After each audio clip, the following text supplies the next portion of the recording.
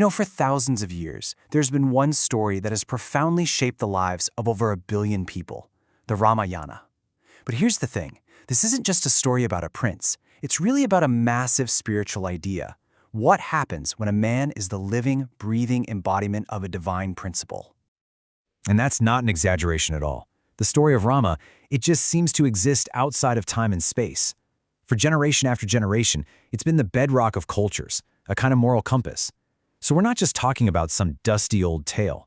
This is a living, breathing narrative that still hits home today. So to really get a handle on its impact, we first need to see how a story can literally shape a world. The Ramayana is sometimes described as a curative corpuscle in the bloodstream of mankind. Think about that. It's not just a story, it's seen as a kind of spiritual medicine, something that helps guide people back to the right path.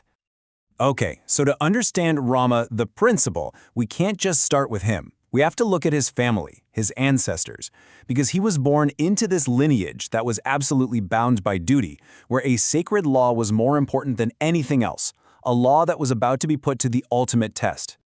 Yeah, the groundwork for Rama's entire life is actually laid generations before he's even born, with his great-grandfather, King Dilipa. His story is the perfect example of the kind of absolute moral commitment that Rama would one day inherit and completely personify. So let's walk through this because it's an incredible story. It starts with the king's grief. He has no children. His wise teacher reveals the problem, a forgotten curse. But there's a way out. He has to humbly serve a sacred cow named Nandini.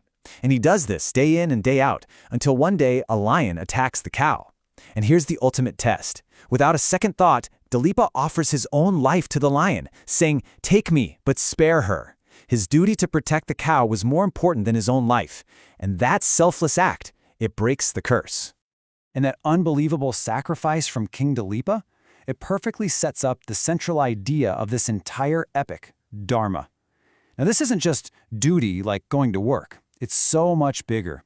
Think of it as the cosmic law that holds the entire universe in balance.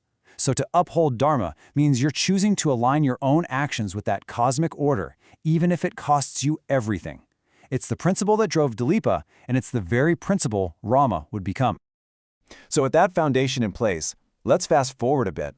This family, so deeply committed to dharma, was basically paving the way for someone who wouldn't just follow the principle. He would be the principle. So, just like his ancestor, Rama's father, King Dasaratha, is also childless. He performs this huge sacred ritual, and through divine grace, his 3 queens give birth to 4 sons. But the eldest, Rama, he's just different. Get this, even his own mother would sometimes look at her child and not see her son, but a divine, godly being, and she'd just fall at his feet in reverence. Right from the start, it was clear he wasn't just another prince. And this right here, this is the key to the whole thing. It's this duality. On one hand, you have Rama the prince. He's the son of a king, an incredible archer, totally beloved by his people. But on the other hand, you have Rama the principal. He's a divine incarnation. His real skill isn't just archery, it's protecting righteousness itself. He is the living embodiment of dharma. You have to hold both of these ideas in your head to really understand what comes next. So as you can imagine, a kid like this isn't going to have a normal, quiet childhood. Nope, he's pretty quickly called upon to demonstrate his true purpose, to face the first real tests of a hero. And it happens fast. As a young man, he's already off on his first big adventure. First, he protects his sage's sacred rituals from an army of demons. Then, he frees a woman from a curse with just a single divine touch. And finally, the big one. He goes to a neighboring kingdom and effortlessly lifts and breaks this massive celestial bow that no other king or prince could even budge. And that incredible act of power, that's how he wins the hand of the princess Sita. So Rama returns home a hero. He's got his beloved wife Sita with him. The whole kingdom is celebrating. His future as king is totally secure. I mean, everything is perfect. But it's often in those moments of perfect harmony that the greatest tests come along. The city is absolutely electric. King Dasaratha is overjoyed and announces that the very next day, his perfect son, Rama, will be crowned king. The people are ecstatic. It's a fairy tale ending in the making.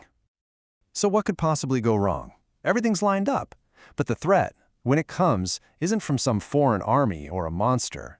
It comes from right inside the palace walls. It all comes down to something that happened years ago. 2 little promises. King Dasaratha had granted his favorite wife, Kaikeya, 2 boons, basically 2 wishes, for saving his life in a battle. He told her she could ask for anything, anytime. He never could have imagined what she would one day demand. So, on the eve of Rama's coronation, goaded by a jealous servant, Queen Kaikeya decides to cash in her boons. And her demands are just brutal. First, she demands that her son, Bharatha, be crowned king instead of Rama. And second, that Rama, the beloved hero, be exiled from the kingdom and forced to live in the forest for 14 years. The king is absolutely destroyed by this. The palace is thrown into complete chaos. The whole world is about to shatter. But this is the moment. This is when Rama stops being just a prince and fully reveals himself as the principal. His reaction to this disaster is what defines the entire epic. When Kaika gives him the news, there's no rage, no argument, not even a hint of trying to bargain. Rama's response is immediate.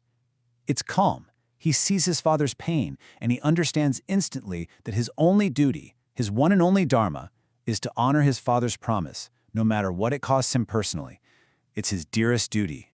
See, for Rama, the throne was never the point. His whole life, his power, his very being, it was all just in service to dharma. By choosing to honor his father's promise, he was choosing to uphold the cosmic order itself. And in that single, devastating choice, he proves that he doesn't just follow the principle, he is the principle.